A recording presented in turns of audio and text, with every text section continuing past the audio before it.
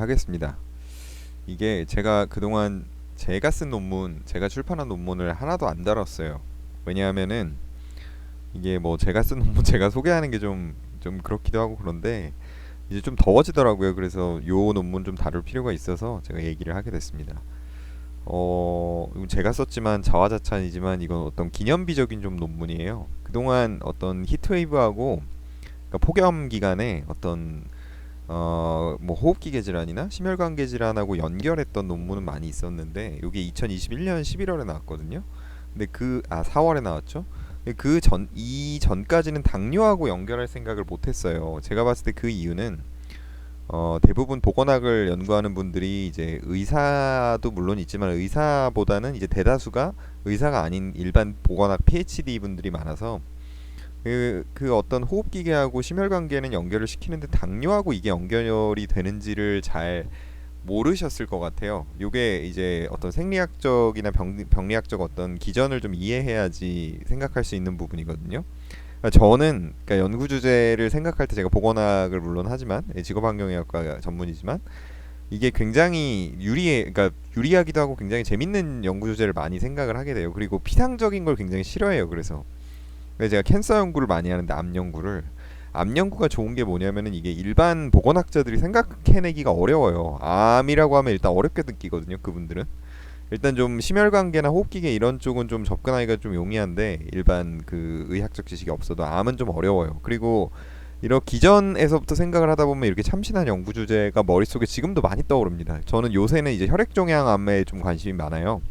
뭐 혈액암이나 이제 그런 어떤 림포마 뭐 림프종이나 뭐 이런 혈액종양내과 쪽 혈액암 쪽 그러니까 조혈기계암 쪽 그런 쪽에 좀 관심이 많은데 이게 왜 관심이 많냐면 이게 다른 암들은 대충 원인을 아는데 이쪽 암들은 혈액암 쪽은 진짜 원인을 몰라요. 제가 봤을 때 그러니까 화학 물질이 제일 가능성이 큰데 제대로 연구해서 제가 좀 이거를 좀 해결까지는 아니더라도 어느 정도 원인에 대해서 좀 밝혀놓고 가고 싶어요. 제가 죽기 전에.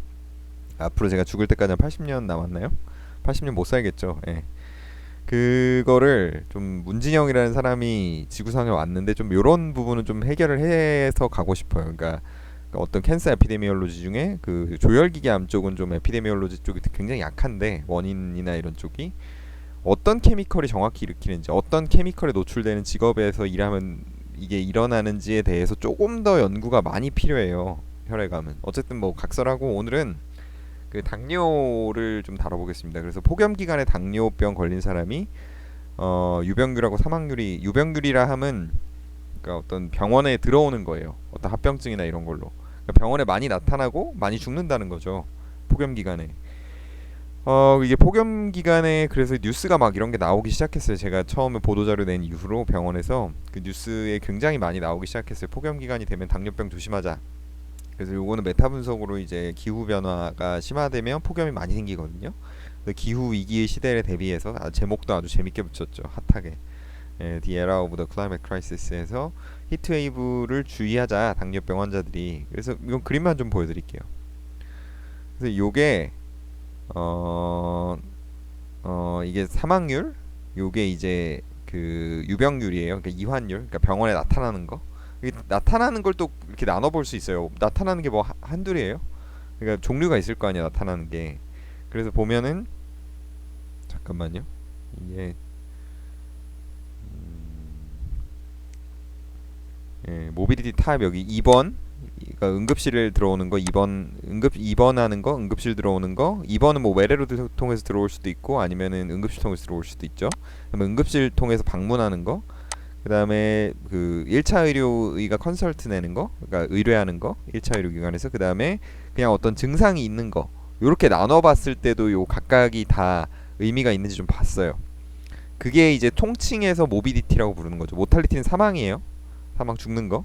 모탈리티를 보면은 쭉 연구들을 한 30개 합쳤나요? 합쳐서 메타 분석을 해보니까 한 폭염 기간에 폭염의 정의도 다 달라요. 근데 우리가 이게 좀 얘기가 길어지는데 하나 얘기하면 그러니까 연구자들이 이제 그런 어떤 익스포저의 정의나 아웃컴의 정의가 다른 거에 굉장히 집착을 하는 경우가 있어요. 그러니까 처음에 아예 초보자일 땐 집착을 안 하다가 아예 인지도 못 하다가 어느 정도 좀 연구를 알게 되면 이거 익스포저의 정의가 다르잖아. 아웃컴의 정의가 다르잖아. 그래서 이거를 익스포저 아웃컴을 물론 이렇게 세부적으로 나누는 거는 필요해요. 근데 이게 너무 거기에 이렇게, 그러니까 물론 저는 제가 논문 쓸 땐 철저하게 나눕니다. 그러니까 저는 통계를 많이 배웠기 때문에 아주 잘 알기 때문에 익스포저의 측정 방법이나 어떤 통계적으로 이게 뭐가 다른지 통계 분석 방법론이 연구마다 이거를 굉장히 막 심층적으로 해서 막 분석을 많이 깊게 하거든요. 근데 사실 이것 때문에 논문을 못 쓴다, 이게 달라서 이질성이 너무 커서 이거는 아니에요. 그러니까 우리가 연구라는 거는 이 보건학, 특히 보건학 연구라는 건 어떤 자연 현상이 있고 그거를 통계적 수치로 막 나타낸 거지, 통계적 수치 자체가 진리는 아니에요. 그러니까 뭔가 얘기하고 싶은 게 있고 뭔가 이게 통계적으로 좀 헤테로지네이티는 있을지라도 그거를 감안해서 합치는 방법들이 또 따로 있거든요. 그러니까 그런 것들을 적용해서 보여주면 되는 거예요. 내가 보여주고 싶은 거는 이게 완벽하지 않은 연구고 완벽하지 않은 방법론이라는 건 리뷰어들도 저널 에디터도 다 압니다. 그래서 제가 이거를 시도했던 거는 사실 굉장히 다른데도 불구하고 이거 뒤에 다른 거를 다 분류를 했어요. 이게 서브그룹 어널리시스 여기에서.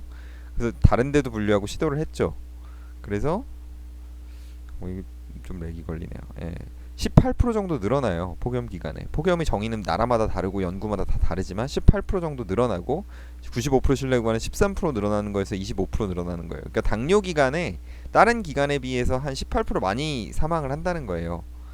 그 사람들이, 그 당뇨 걸린 사람들이. 그다음 당뇨 걸린 사람들이 한 10% 정도 병원에 뭔가 많이 온다는 거예요. 한 95% 신뢰 구간 6%에서 14%고.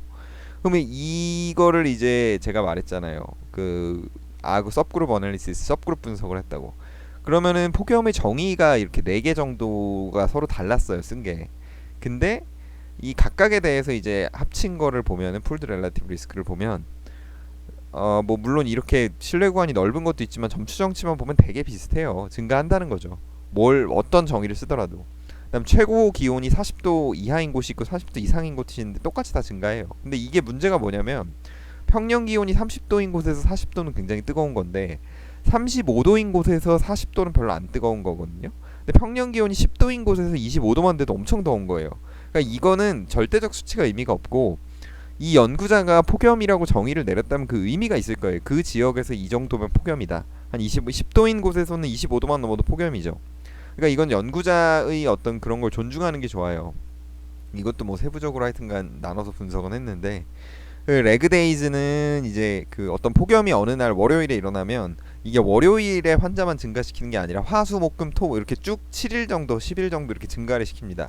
그래서 그 레그데이를 얼마나 고려했냐가 10일 미만, 10일 이상인 건데 비슷해요, 뭐 되게. 그 다음에 요새는 이제 요거를 고려하는 게 많이 발달됐죠. 통계학적 기법들이. 뭐 안토리오 가스페리니 교수 런던 보건대학원에 유명하죠. 근데 뭐 고려하든 안 하든 어쨌든 제가 말하고자 하는 거는 어떤 자연현상이 있기 때문에 이게 포착이 돼요. 어떤 방법을 쓰던. 물론 정교하게 포착을 하면 좋죠.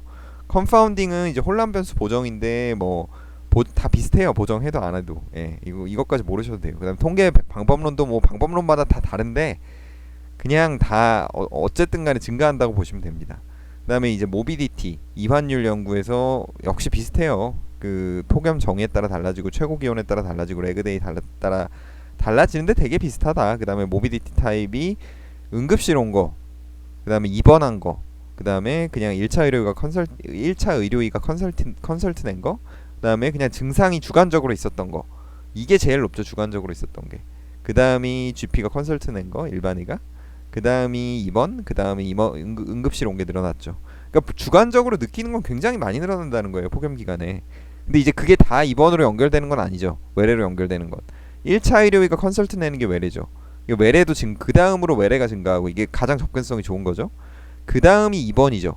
입원은 이제 뭐 컨설트 와서 입원할 수도 있고 외래로 뭐 그런 거죠. 그 다음에 응급실은 우리가 잘 안 가잖아요. 죽기 직전 아니면. 그러니까 응급실이 그 다음에 증가하는 거예요. 폭염 기간에.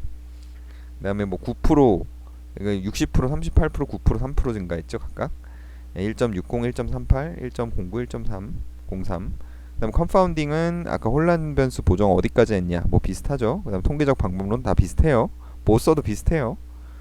예, 그래서 논문 자체는 되게 간단하고 오래 안 걸렸는데 굉장히 좋은 저널을 갔어요. 그래서 꼭 논문에 쏟은 시간이 비례하는 건 아닌 것 같아요. 근데 이렇게 뭐 짧은 기간에 좋은 결과가 나오는 논문이 나오려면 많이 써야 됩니다. 뭐 어려운 것도 막 시간 투자하고 별로 좋은 전을 못 가는 것도 쓰고, 그 다음에 이렇게 시간 투자 많이 안 했는데 좋은 전을 가는 것도 쓰고, 이게 막 다 이런 것만 골라서 쓸 수 있는 게 아니라 마구 쓰다 보면 머릿속에 떠오르는 착상을 막 데이터화 해가지고 막 이렇게 계속 고도화를 시키다 보면 이런 논문도 나오는 거고, 짧게 썼는데 좋은 전을 가는 논문, 그 다음에 길게 엄청 시간 투자를 많이 했는데 뭐 생각보단 좋은 전을 못 가는 논문도 나올 수 있지만, 뭐 꼭 좋은 저널이냐 아니냐가 임팩트 팩터 기준으로만 따지는데 그게 아니죠.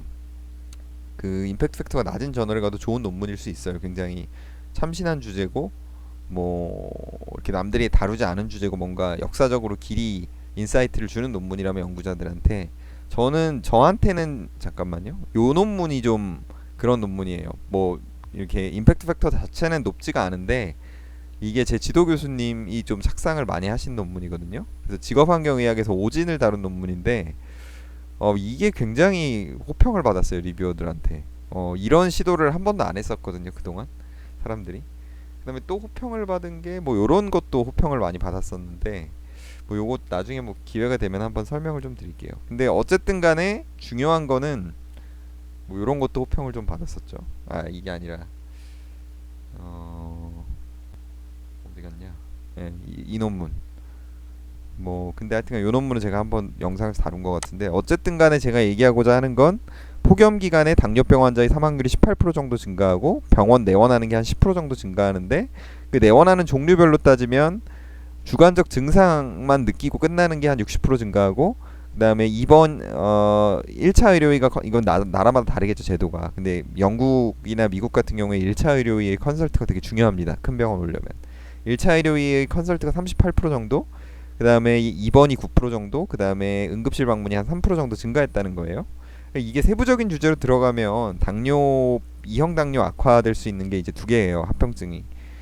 1형 당뇨는 다이아베틱 케토엑시도시스, 당뇨병성 케톤산증. 그 다음에 2형 당뇨, 주로 노인들은 그 하이퍼 오스몰라, 하이퍼 글라이세믹 그 싱콥 있잖아요. 그 싱콥 맞나요? 하여튼 용어가 하여튼 그 혈당이 엄청 올라가면서 정신을 잃어요. 약간 뭐 그런 게 있는데, 뭐 탈수되면서.